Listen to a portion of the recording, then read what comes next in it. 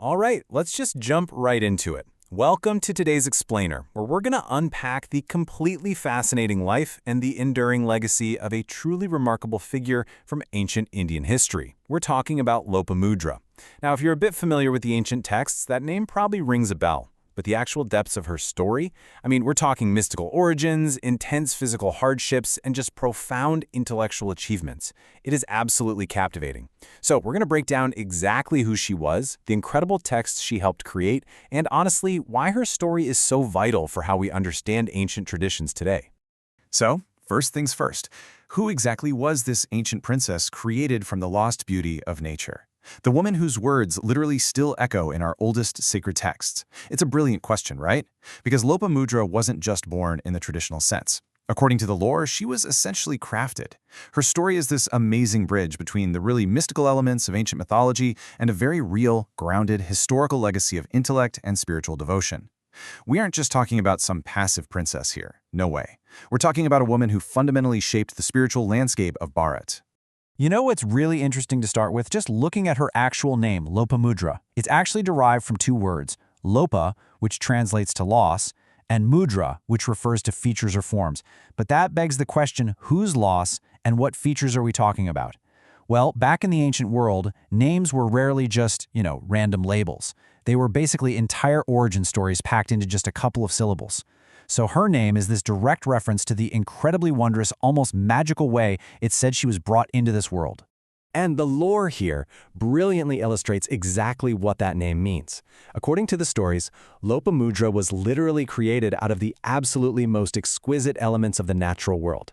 She was given the beautiful, expressive eyes of a deer, the graceful limbs of various woodland animals, and the sheer beauty and sweet fragrance of flowers.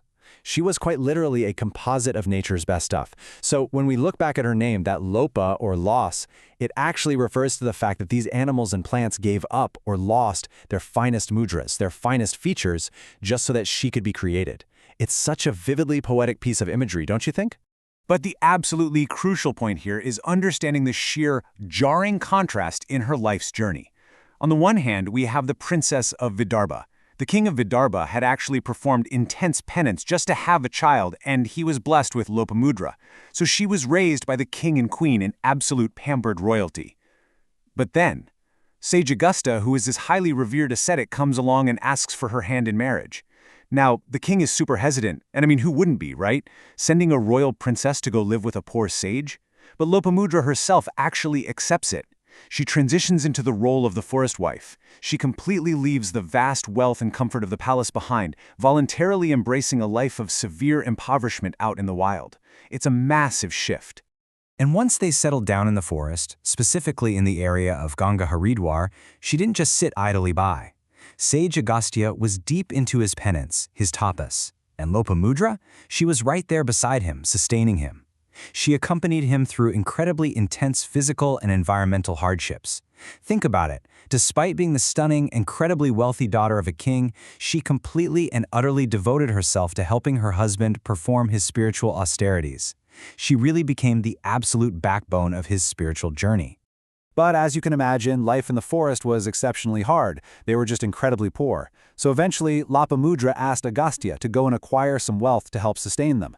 Agastya agreed, and he left the forest to seek those riches. The catch? He didn't return immediately. In fact, he was gone for many, many years. Which brings us to a profoundly human question, right?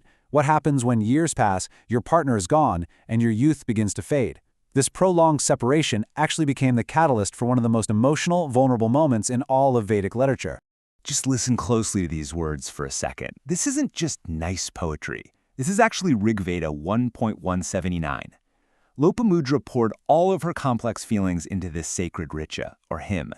She says, "For many long years in the past, by night and day, through the mornings I have labored in service to you. Old age impairs the beauty of our bodies. Let husbands then draw near their wife." Wow, it is just deeply moving. It showcases this highly relatable vulnerability about longing, about loyalty, and honestly the sheer anxiety of aging. And remember, in the Vedic tradition, they say composers don't just sit down and write these hymns. The hymns are said to come to them in states of really high spiritual resonance.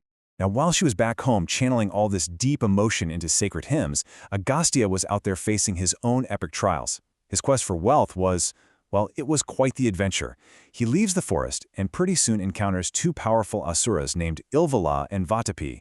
According to the lore, Agastya has to engage them in battle. He successfully defeats the asuras, recovers their riches, and finally makes his way back to Lopmudra, right around the time her profound hymn reached out into the universe. Okay, so this brings us to the absolute core of Lopamudra's intellectual legacy. Because she wasn't just a devoted wife, she was a Brahmavadini. If you aren't familiar with the term, a Brahmavadini is a female pursuer of Vedic knowledge, basically a scholar and a composer of sacred hymns. Because of this, she stands right shoulder to shoulder with other legendary female sages of ancient India, like Gargi and Maitreyi. These were women of just immense intellect who engaged in incredibly rigorous spiritual and philosophical pursuits. And her actual output? Truly monumental. As we just noted, she composed those richas, or hymns, that are permanently enshrined in the Rigveda, but it goes beyond that. Her incredibly famous contribution is the Lalita Sahasranama. If you don't know it, this is a profound text detailing the 1,000 names of the Divine Mother. I mean, to author a text of that magnitude, it requires an unparalleled depth of spiritual understanding and literary mastery. This accomplishment alone firmly cements her intellectual legacy right in the absolute bedrock of Vedic tradition. And what's wild is that her spiritual presence actually transcends those ancient texts and physically maps right onto the geography of India itself. It is truly awe-inspiring. Down in South India, in certain folk traditions and local songs, it is widely held that the mighty river Kaveri is actually an incarnation of Lopamudra.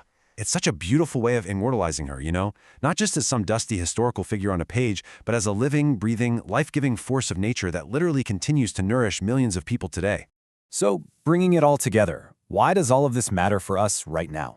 Let's do a quick comparison. Look at the ancient Vedic traditions on one side. The story of Lopamudra makes it crystal clear. Knowledge was absolutely for everyone. Men and women both pursued tapas, they both composed sacred hymns, and they both sought the highest spiritual truths. And then look at the modern legacy. That reverence hasn't disappeared at all. The name Lopamudra is still highly popular today, especially in regions like Bengal, Odisha, and Assam. Actually, fun bit of trivia, there's even a very famous contemporary singer in Bengal named Lopamudra. So the values of the past are very much still echoing in the modern era. Which really leaves us with this one final provocative thought. When we uncover these kinds of stories, we have to ask ourselves, does the forgotten legacy of female scholars like Lopamudra challenge how we view ancient gender roles today? I mean, it certainly suggests that the ancient world was far, far more intellectually inclusive than we often give it credit for. It is a really powerful reminder to look a bit closer at our history, because the brilliance of women like Lopamudra, it's been there, foundational and vital the entire time. Thank you so much for joining me for this explainer. Keep questioning, keep learning, and I'll catch you in the next one.